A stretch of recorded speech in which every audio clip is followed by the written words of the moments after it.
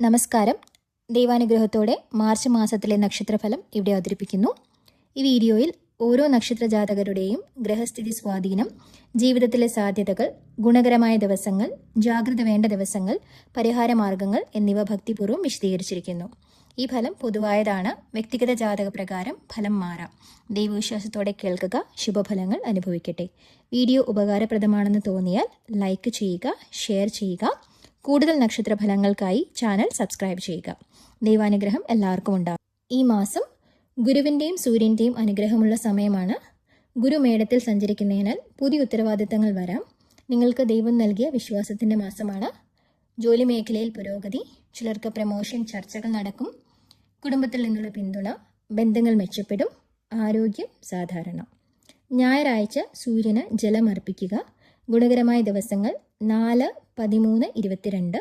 ജാഗ്രത പാലിക്കേണ്ട ദിവസങ്ങൾ 9, 18.